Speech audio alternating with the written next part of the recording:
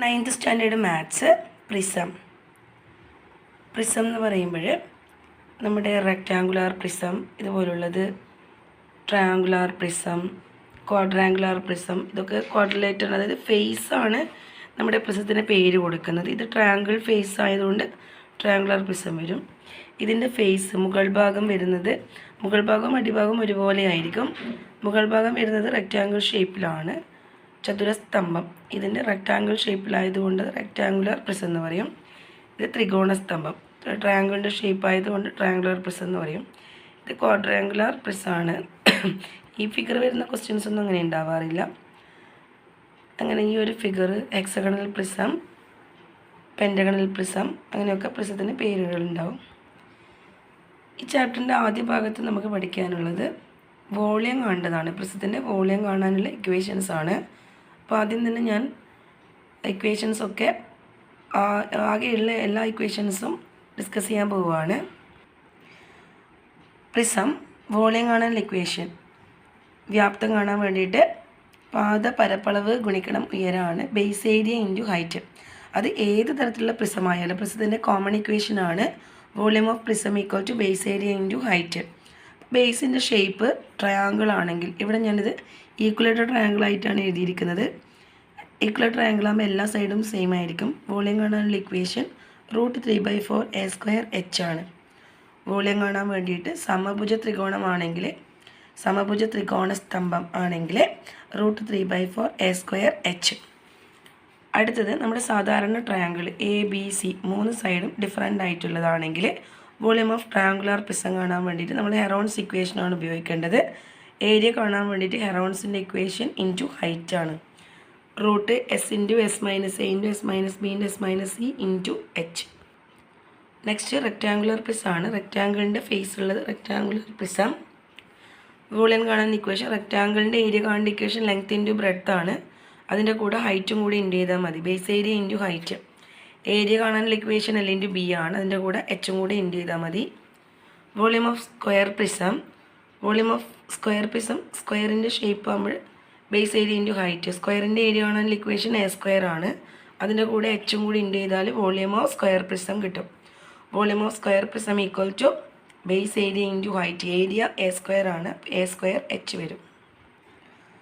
Next hexagonal prism. Hexagonal prism hexagon ഷേപ്പാണ് അതിൻ്റെ base വരുന്നത്.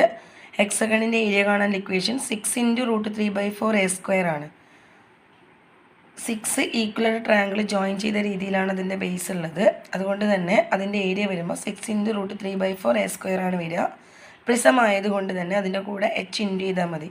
6 √3/4 a²H. ഇതിൻ്റെ സിലിണ്ടറാണ് പിന്നെയുള്ളത്. സിലിണ്ടർ വൃത്തസ്തംഭം, വൃത്തത്തിൻ്റെ ഷേപ്പാണുള്ളത്. സർക്കിൾ ഷേപ്പിലുള്ളത് കൊണ്ട് തന്നെ ഇതിൻ്റെ പേര് വൃത്തസ്തംഭം. മലയാളത്തിൽ വൃത്തസ്തംഭമാണ്, ഇംഗ്ലീഷിൽ സിലിണ്ടർ എന്നാണ് ഇതിൻ്റെ പേര് പറയാം. Volume of cylinder equal to πr²h. കാരണം സർക്കിളാണ് ഇതിൻ്റെ ബേസ് എന്ന് പറയുന്നത്. സർക്കിളിൻ്റെ ഏരിയ πr² ആണ്. അതിൻ്റെ കൂടെ H കൂടി ഇൻറ്റു ചെയ്യുക. Volume of cylinder equal to πr²h. Page number 200 6 questions ഉണ്ട്. 6 ക്വസ്റ്റ്യൻസ്. അതിൻ്റെ first question, the base of a prism is an equilateral triangle of perimeter 18 cm and its height is 5 cm. Calculate its volume. Base of a prism is an equilateral triangle എന്ന് പറയുമ്പോൾ നമ്മൾ പഠിക്കേണ്ടത് equilateral triangular പ്രിസത്തിൻ്റെ വോളിയമാണ് കാണേണ്ടത്. അതിൻ്റെ പെരിമീറ്ററാണ് തന്നിട്ടുള്ളത്. Perimeter എന്ന് പറയുമ്പോൾ അതിൻ്റെ ബേസിൻ്റെ പെരിമീറ്റർ എന്ന് പറയുമ്പോൾ ബേസ് ട്രയാങ്കിൾ ആണ്. ട്രയാങ്കിളിൻ്റെ പെരിമീറ്റർ എന്ന് പറയുമ്പോൾ അതിൻ്റെ 3 സൈഡും കൂടെ ആഡ് ചെയ്തത്. പെരിമീറ്റർ 18 എന്ന് പറയുമ്പം എല്ലാ സൈഡും എന്താവണം, 6 ഉണ്ടാവണം. കാരണം അത് ഈ ഒരു ഈക്വലേറ്റഡ് ട്രയാങ്കിൾ ആണ്. സമഭുജ ത്രികോണമാകുമ്പോൾ എല്ലാ സൈഡും എന്തായിരിക്കണം, തുല്യമായിരിക്കണം. വോളിയം കാണാൻ equation base area into height ആണ്. ബേസ് ഏരിയ എന്ന് പറയുമ്പോൾ √3/4 a² ഇൻറ്റു H. √3/4 a² എന്ന് പറയുമ്പോൾ സൈഡ് A ആണ്. അപ്പോൾ അതുകൊണ്ട് A² എന്ന് പറയുമ്പം 6 ഇൻറ്റു 6 36 വരും. 36 ഇൻറ്റു 5 എന്ന് വരും. ഇനി 36 4 9 ടൈംസ് ആണ് വരിക. 9 5s are 45.